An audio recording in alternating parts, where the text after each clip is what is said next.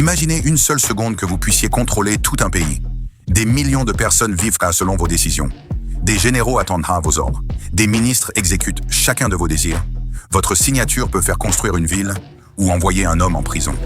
Vous possédez des palais, des avions privés, des voitures de luxe et des comptes bancaires remplis à ne plus savoir quoi en faire. Vous êtes persuadé que personne ne pourra jamais vous renverser. Puis, un matin, tout disparaît. Vos gardes vous abandonnent. Vos proches prennent la fuite. Vos comptes sont gelés. Vos palais sont saisis. Et celui que tout un peuple appelait Excellence devient un simple prisonnier ou un fugitif recherché. L'histoire est remplie de dirigeants qui pensaient que leur pouvoir durerait éternellement. Ils avaient des armées, ils avaient des milliards, ils inspiraient la peur. Mais ils ont tous découvert une vérité que personne ne peut éviter. Le pouvoir est souvent plus fragile qu'il n'y paraît. Aujourd'hui, nous allons découvrir les 10 anciens présidents africains qui ont connu les chutes les plus spectaculaires de l'histoire moderne. Et croyez-moi, plus vous avancerez dans cette vidéo, plus ces histoires deviendront incroyables. Commençons avec un homme qui a dirigé le Soudan pendant 30 ans, avant de tout perdre en seulement quelques jours. Pendant 30 longues années, Omar el-Béchir s'est cru invincible. Au Soudan, il n'était pas simplement le président. Il était l'État. Rien ne se décidait sans lui. Son armée lui obéissait. Ses ministres exécutaient chacun de ses ordres. Et ceux qui osaient le critiquer savaient qu'il risquait de disparaître du jour au lendemain. Pendant que son peuple affrontait la pauvreté, lui accumulait une fortune immense. Après sa chute, les autorités découvrirent des sacs remplis de billets, des millions d'euros, des centaines de milliers de dollars et des montagnes de monnaie locale soigneusement dissimulées. Et le plus incroyable, beaucoup pensent encore aujourd'hui que cette somme ne représentait qu'une petite partie de sa véritable fortune. Personne ne sait exactement où le reste a disparu. Pendant des années, Omar el-Béchir semblait pourtant intouchable. Mais un pouvoir fondé sur la peur finit toujours par rencontrer plus fort que lui. En 2018, la colère éclate dans les rues. Au départ, quelques manifestations, puis des milliers, puis des centaines de milliers de personnes. Cette fois, les soldats comprennent que protéger leur président pourrait leur coûter leur propre avenir. Le 11 avril 2019, l'impensable se produit. L'armée renverse celui qu'elle protégeait depuis 3 décennies. En quelques heures, l'homme le plus puissant du Soudan devient un prisonnier. Les palais disparaissent, les voitures officielles aussi. Les gardes du corps changent de camp. Quelques années plus tard, alors que la guerre civile plonge le pays dans le chaos, il est transféré sous haute surveillance militaire. Vieilli, malade et complètement isolé, il passe désormais ses journées loin des immenses bureaux où il décidait autrefois du destin de millions de personnes. Et pourtant, son histoire n'est rien comparée à celle de l'homme qui vient maintenant. Car lui ne s'est pas contenté d'être président. Il s'est proclamé empereur. Jean Bédel Bokassa, l'empereur qui voulait être un dieu. Le 4 décembre 1977, les regards du monde entier sont tournés vers Bangui. Des chevaux richement décorés traversent la capitale. Des invités venus de plusieurs pays prennent place. Des centaines de soldats sont alignés au garde-à-vous. Au centre de la salle trône un fauteuil gigantesque recouvert d'or. Ce n'est pas une scène sortie d'un film. C'est le couronnement de Jean Bédel Bokassa. Mais il y a un détail incroyable. Il ne demande à personne de poser la couronne sur sa tête. Il la saisit lui-même et se couronne empereur devant le monde entier. À cet instant précis, Bokassa ne veut plus être un simple président. Il veut entrer dans l'histoire aux côtés des plus grands souverains. Pour réaliser ce rêve, rien n'est trop beau. Une couronne sertie de diamants, un manteau impérial pesant plusieurs kilos, des carrosses somptueux, des milliers d'invités, chaque détail est pensé pour impressionner la planète. Le problème, c'est que cette cérémonie coûte une fortune. Des dizaines de millions de dollars sont dépensés en une seule journée. Pendant ce temps, la majorité des Centrafricains luttent simplement pour se nourrir. Le contraste choque. D'un côté, un homme couvert d'or. De l'autre, un peuple qui manque de tout. Pendant quelque temps, Bokassa continue pourtant de croire que rien ne peut l'arrêter. Mais les palais les plus luxueux peuvent s'écrouler plus vite qu'on ne l'imagine. En septembre 1979, alors qu'il effectue un voyage officiel à l'étranger, un coup d'État est organisé avec le soutien de la France. En quelques heures seulement, l'empereur perd son trône. À son retour, son empire n'existe déjà plus. Les soldats qui lui prêtaient autrefois allégeance changent de camp. Les portes du palais se ferment définitivement derrière lui. Celui qui faisait trembler tout un pays se retrouve cette fois assis sur le banc des accusés. Le procès est retentissant. Il est reconnu coupable de plusieurs crimes et condamné à la peine de mort avant que sa condamnation ne soit finalement commuée. Lorsqu'il retrouve la liberté des années plus tard, plus rien ne subsiste de l'empire qu'il avait construit. Plus de palais, plus de cours, plus de soldats, seulement le silence. L'homme qui voulait rivaliser avec Napoléon termine ses derniers jours loin des fastes impériaux, presque oublié du monde. Une chute aussi spectaculaire qu'humiliante, mais aussi incroyable que soit cette histoire. Le prochain dirigeant ne rêvait pas de couronne. lui préférait les voitures de luxe, les avions privés et une fortune qui semblait ne jamais devoir s'arrêter. Zine El Abidine. Ben Ali, l'homme qui a fui son pays en quelques minutes. Le moteur de l'avion est déjà allumé. Les pilotes attendent l'autorisation de décoller. Autour de l'appareil, tout se déroule dans une confusion totale. À bord se trouve un homme qui, quelques heures plus tôt encore, dirigeait toute la Tunisie. Son nom est Zine El Abidine Ben Ali. Depuis plus de 23 ans, il gouverne le pays sans véritable opposition. Pour beaucoup de Tunisiens, son pouvoir semble inébranlable. Les médias sont sous contrôle. Les opposants sont réduits au silence. Son entourage contrôle une grande partie de l'économie nationale. Banques, entreprises, hôtels, terrains. Au fil des années, la famille présidentielle accumule une fortune estimée à plusieurs milliards de dollars. Personne n'imagine alors que tout cet empire est sur le point de s'effondrer. Puis survient un événement que Ben Ali n'avait jamais vu venir. Le 17 décembre 2010, un jeune vendeur ambulant, Mohamed Bouazizi, s'immole par le feu après avoir vu sa marchandise confisquée. Son geste bouleverse tout le pays. La colère explose. D'abord dans une ville, puis dans plusieurs. En quelques jours, des centaines de milliers de personnes descendent dans les rues. Les slogans deviennent de plus en plus forts. Cette fois, ce n'est plus une simple manifestation. C'est une révolution. Chaque jour, la foule grossit. Chaque nuit, le pouvoir perd un peu plus de terrain. Même les forces de sécurité commencent à douter. Ben Ali comprend alors une chose terrible. S'il reste, personne ne peut garantir sa sécurité. Le 14 janvier 2011, il monte précipitamment dans un avion avec une partie de sa famille. Quelques minutes plus tard, l'appareil décolle. Sans le savoir, il vient de quitter définitivement son pays. L'homme qui donnait des ordres à toute une nation devient un exilé. En Arabie Saoudite, il obtient l'asile politique. Mais le silence remplace rapidement les discours. Celui qui apparaissait chaque jour à la télévision disparaît presque totalement de la scène publique. Pendant ce temps, la justice tunisienne ouvre plusieurs procédures contre lui. Ses biens sont saisis, son entourage est poursuivi. Une partie de sa fortune est confisquée, tandis qu'une autre demeure introuvable. Les années passent. L'ancien président ne remettra jamais les pieds en Tunisie. En 2019, il meurt dans un hôpital de Djeddah. Loin de son peuple, loin du palais présidentiel, loin du pays qu'il pensait gouverner jusqu'à la fin de sa vie. Une simple porte d'avion s'est refermée derrière lui, et avec elle, 23 années de pouvoir. Mais l'homme que vous allez découvrir maintenant n'a pas quitté son pays en avion. Lui, il était tellement craint qu'un simple trait de stylo pouvait décider qui vivrait et qui mourrait. Hissène Habré, le jour où le bourreau est devenu prisonnier. Pendant des années, un simple geste de sa main suffisait. Un dossier arrivait sur son bureau. Il l'ouvrait, le parcourait quelques secondes, puis il prenait son stylo. Pour certains, cette signature signifiait la liberté. Pour d'autres, c'était une condamnation à mort. Voilà le pouvoir qu'exerçait Hissène Habré lorsqu'il dirigeait le Tchad. Entre 1982 et 1990, son régime installe un climat de peur permanent. Des milliers d'opposants disparaissent, d'autres sont emprisonnés, torturés ou exécutés. Selon plusieurs enquêtes internationales, des dizaines de milliers de personnes perdent la vie sous son pouvoir. À cette époque, personne n'imagine que celui qui inspire autant de crainte devra un jour répondre de ses actes. Puis tout bascule. En 1990, son régime s'effondre. Habré prend la fuite. Direction ? Le Sénégal.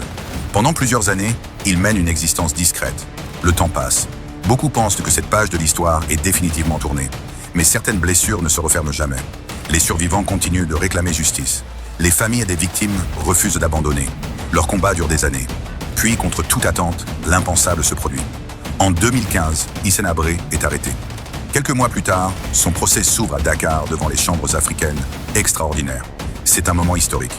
Pour la première fois, un ancien chef d'État africain est jugé sur le continent pour des crimes contre l'humanité, des crimes de guerre et des actes de torture. L'homme qui faisait comparaître les autres devant lui devient, à son tour, un accusé. Pendant des semaines, les témoins racontent l'horreur. Les récits se succèdent, les preuves s'accumulent. Le verdict finit par tomber. Prison à vie. En quelques mots seulement, tout un règne est définitivement enterré.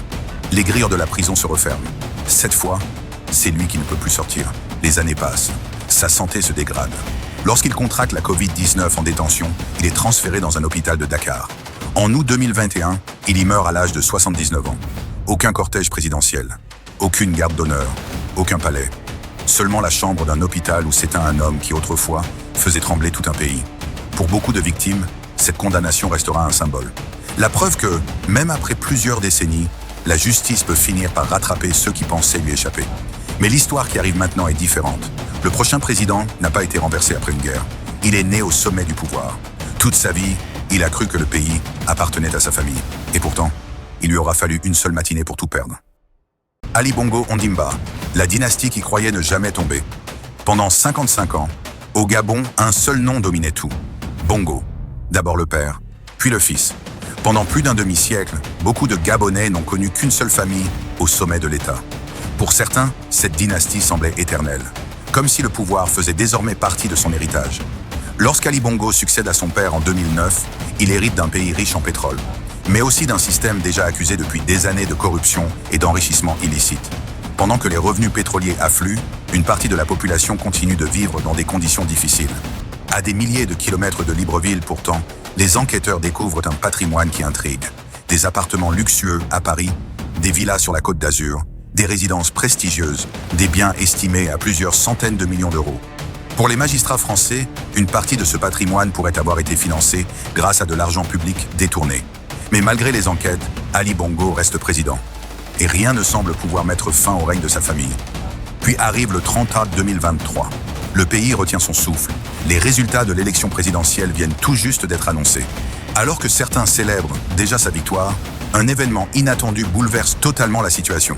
À la télévision nationale, des militaires apparaissent en uniforme. Leur message est court. Le régime est renversé. En quelques minutes, 55 années de pouvoir familial prennent fin. Le palais présidentiel est encerclé. Ali Bongo est placé en résidence surveillée. L'homme qui dirigeait le pays quelques heures plus tôt ne peut désormais plus quitter sa résidence. Le contraste est saisissant. Toute une vie passée au sommet du pouvoir pour finir prisonnier dans sa propre maison. Quelques mois plus tard, il est finalement autorisé à quitter le Gabon. Il part en exil avec une partie de sa famille. Mais derrière lui, les procédures judiciaires continuent. En France, plusieurs biens immobiliers liés au clan Bongo sont définitivement confisqués. Des appartements, des villas, des propriétés de prestige. Autant de symboles d'une puissance qui semblait autrefois inébranlable. Pour Ali Bongo, la chute est brutale. Il était né dans une famille qui gouvernait le pays. Il pensait peut-être y finir sa carrière. Au lieu de cela, il quitte son pays sans savoir s'il retrouvera un jour la place qu'il occupait autrefois. L'histoire des Bongo rappelle qu'aucune dynastie, aussi puissante soit-elle, ne résiste éternellement au cours de l'histoire. Mais si cette chute vous paraît spectaculaire, attendez de découvrir celle du prochain homme. Avant d'être président, il était chef de guerre.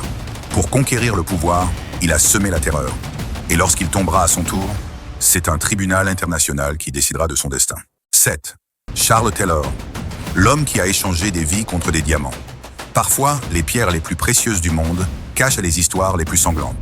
À première vue, un diamant n'est qu'un simple morceau de cristal. Mais certains ont été payés au prix de milliers de vies humaines. Et derrière une partie de ces diamants se trouvait un seul homme, Charles Taylor. Avant même de devenir président du Libéria, son nom inspire déjà la peur. Ancien chef rebelle, il lance une guerre civile d'une violence inouïe. Des villages entiers sont rayés de la carte. Des familles sont massacrées. Des enfants, parfois âgés de seulement 10 ou 12 ans, sont arrachés à leurs parents et transformés en soldats. Mais la guerre coûte cher, très cher. Pour continuer à acheter des armes, Charles Taylor trouve une monnaie d'échange redoutable, les diamants. En Sierra Leone, des groupes armés prennent le contrôle de mines entières. Les pierres précieuses qui dominent clandestinement le pays. En échange, les rebelles reçoivent des armes, des munitions et tout ce qu'il faut pour prolonger le conflit. Le monde découvrira plus tard ces pierres sous un nom devenu tristement célèbre, les diamants du sang. Malgré tout, Charles Taylor réussit son pari. En 1997, il devient président du Libéria. Pour beaucoup, c'est l'histoire incroyable d'un chef de guerre devenu chef d'État. Mais derrière le costume présidentiel, les accusations continuent de s'accumuler. Les organisations internationales le surveillent de près. Les témoignages se multiplient, la pression devient de plus en plus forte. Puis en 2003, tout s'effondre. Sous la menace d'une intervention militaire et face à l'intensification des combats, Charles Taylor annonce sa démission. Quelques heures plus tard, il monte dans un avion à destination du Nigeria.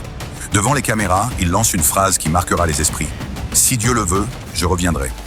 Mais ce retour n'aura jamais lieu. 3 ans plus tard, il est arrêté, menotté, remis à la justice internationale. Cette fois, ce ne sont plus des soldats qui l'entourent, ce sont des gardes pénitentiaires. Son procès dure plusieurs années. Le monde entier suit les audiences. Des survivants racontent que les massacres. D'anciens combattants décrivent les atrocités. Les preuves s'accumulent, puis arrive le verdict. 50 ans de prison, une condamnation historique. Charles Taylor devient le premier ancien chef d'État depuis les procès de Nuremberg à être condamné par un tribunal international pour des crimes de guerre et des crimes contre l'humanité. Comme si cette humiliation ne suffisait pas, il demande un jour à percevoir sa pension d'ancien président. La réponse tombe immédiatement. Refusé. L'homme qui contrôlait autrefois des millions de dollars en diamants ne touchera même pas un salaire de retraité. Aujourd'hui, il purge sa peine derrière les murs d'une prison de haute sécurité au Royaume-Uni. Les diamants, les palais, les gardes, les discours, tout a disparu. Il ne lui reste plus qu'une cellule, et 50 longues années pour repenser à ses choix. Mais aussi incroyable que soit cette chute, la prochaine histoire est encore plus ironique. Car le dirigeant que vous allez découvrir n'a pas été trahi par ses ennemis.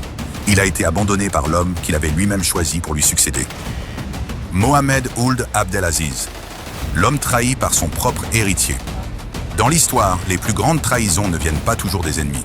Parfois, elles viennent de la personne en qui l'on avait le plus confiance.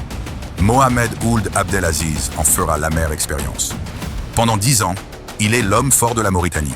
Ancien général, arrivé au pouvoir après un coup d'État, il dirige le pays avec une autorité incontestée. Rien ne semble pouvoir ébranler son influence. À l'approche de la fin de son mandat, il prépare soigneusement son départ. Comme un joueur d'échecs qui anticipe plusieurs coups à l'avance, il choisit lui-même celui qui lui succédera. Un compagnon d'armes, un homme qu'il connaît depuis des années, un allié fidèle. Du moins, c'est ce qu'il croit. Pour Mohamed Ould Abdelaziz, tout est prévu. Même après avoir quitté le palais présidentiel, il est persuadé que son héritage restera protégé. Mais quelques mois suffisent pour faire voler ce plan en éclats. À peine installé au pouvoir, son successeur prend ses distances. Les promesses disparaissent. Puis les enquêtes commencent. Les magistrats se penchent sur les 10 années de son règne. Très vite, ils découvrent un patrimoine colossal. Des sociétés, des terrains, des comptes bancaires, des biens immobiliers. Les soupçons d'enrichissement illicite, de blanchiment d'argent et d'abus de pouvoir se multiplient. L'affaire devient si importante que les médias mauritaniens la surnomment rapidement le procès de la décennie. Mohamed Ould Abdelaziz attend un soutien, un geste, une intervention. Mais rien ne vient. L'homme qu'il avait choisi pour protéger son avenir laisse la justice poursuivre son travail. Pour l'ancien président, la véritable chute commence à cet instant. Les audiences s'enchaînent pendant plusieurs mois. Les preuves sont examinées. Les témoins défilent, puis le verdict tombe. L'ancien chef de l'État est reconnu coupable de plusieurs infractions financières. Il est condamné à une lourde peine de prison. Ses biens sont confisqués. Ses comptes sont saisis. Une partie de la fortune accumulée au fil des années disparaît sous le contrôle de l'État. En seulement quelques années, Mohamed Ould Abdelaziz perd tout ce qui faisait sa puissance. Son influence, sa fortune, sa liberté. L'ancien général qui pensait contrôler l'avenir découvre qu'en politique, le plus dangereux des adversaires n'est pas toujours celui qui attaque de face. C'est parfois celui à qui l'on a soi-même ouvert la porte du pouvoir. Mais l'histoire qui suit est encore plus étonnante. Le prochain dirigeant a été condamné à mort 2 fois. Et pourtant, il ne sera jamais exécuté.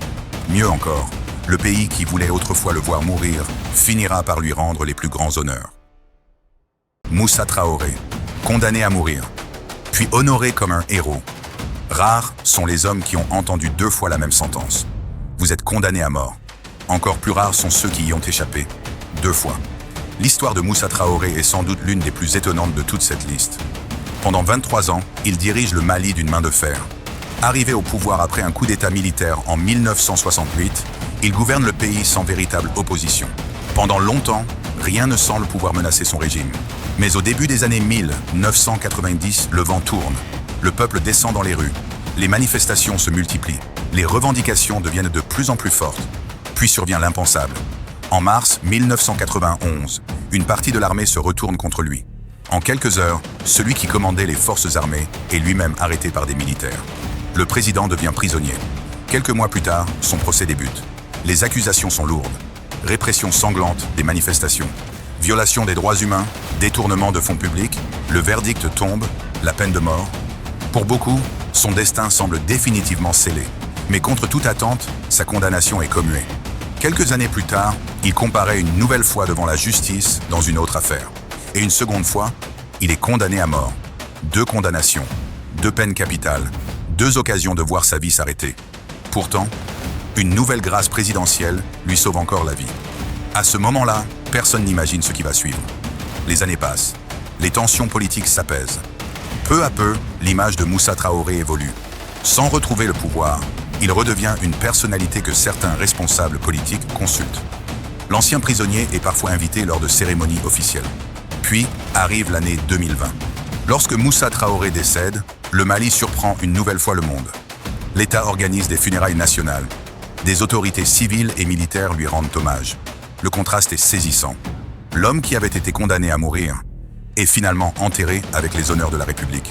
Peu de dirigeants africains ont connu un destin aussi paradoxal. Passer du couloir de la mort aux hommages officiels. Voilà une fin que personne n'aurait pu imaginer au moment de son procès. Mais malgré cette histoire incroyable, le dernier homme de cette liste dépasse tout ce que vous venez d'entendre. Il est accusé d'être responsable de la mort de centaines de milliers de personnes. Condamné à mort par son propre pays, et pourtant, plus de 30 ans après sa chute, il vit toujours librement. Mengistu Haile Mariam, l'homme condamné à mort, mais toujours libre. Imaginez un homme condamné à mort par son propre pays. Un homme reconnu coupable des crimes les plus graves. Un homme que des milliers de familles attendent encore de voir répondre pleinement de ses actes. Et pourtant, plus de 30 ans après sa chute, il vit toujours libre. Cet homme s'appelle Mengistu Haile Mariam. À la fin des années 1970, il est l'homme le plus puissant d'Éthiopie. Son régime promet une révolution. Mais très vite, cette révolution se transforme en cauchemar. Les arrestations se multiplient, les prisons débordent, les exécutions deviennent presque quotidiennes. Cette période restera gravée dans l'histoire sous un nom glaçant, la Terreur rouge. Pendant plusieurs années, le pays vit dans la peur. Des familles disparaissent du jour au lendemain. Des étudiants, des intellectuels, des opposants politiques. Personne ne sait vraiment qui sera le prochain. Pour des centaines de milliers d'Éthiopiens, survivre devient un miracle. Mais aucun régime ne dure éternellement. En 1991, les forces rebelles marchent sur Addis Abeba. Le pouvoir de Mengistu s'effondre. Cette fois, il ne cherche pas à résister. Il prend la fuite. Direction, le Zimbabwe. Le président Robert Mugabe lui accorde l'asile politique. Pendant que l'ancien dirigeant commence une nouvelle vie à l'étranger, son pays tente de refermer l'une des pages les plus douloureuses de son histoire. Des années d'enquête suivent, des milliers de témoignages sont recueillis. Les survivants racontent enfin ce qu'ils ont vécu. Puis arrive le verdict. Mengistu Haile Mariam est reconnu coupable de génocide. D'abord condamné à la prison à perpétuité, sa peine est ensuite aggravée. La justice éthiopienne le condamne finalement à mort par contumace. Pour beaucoup, cette décision marque la fin de l'histoire. Mais ce n'est pas le cas. Le Zimbabwe refuse de l'extrader. Les années passent, puis les décennies. Et malgré cette condamnation, Mengistu continue de vivre loin de son pays. L'homme que des milliers de victimes espéraient voir comparaître devant la justice demeure hors de portée. Son histoire est sans doute la plus frustrante de cette liste. Car contrairement à Omar el-Béchir, contrairement à Hissène Habré, contrairement à Charles Taylor, il n'a jamais connu la prison. Il n'a jamais porté les menottes. Il n'a jamais entendu les portes d'une cellule se refermer derrière lui. Comme quoi, le destin ne réserve pas la même fin à tous les dirigeants. Certains perdent tout en une seule journée. D'autres passent le reste de leur vie derrière les barreaux. Et quelques-uns parviennent encore à échapper à la justice. Mais une chose est certaine, aucun pouvoir n'est éternel. Les palais peuvent devenir des ruines, les fortunes peuvent disparaître, les armées peuvent changer de camp. Et ceux qui semblaient intouchables peuvent, du jour au lendemain, tomber de leur piédestal. Alors, parmi ces 10 anciens présidents africains, lequel vous a le plus surpris? Selon vous, lequel a connu la chute la plus spectaculaire? Dites-le nous en commentaire. Si vous avez aimé cette vidéo, laissez un j'aime, abonnez-vous à la chaîne et activez la cloche pour ne manquer aucun de nos prochains documentaires. À très bientôt pour une nouvelle histoire, aussi fascinante qu'incroyable.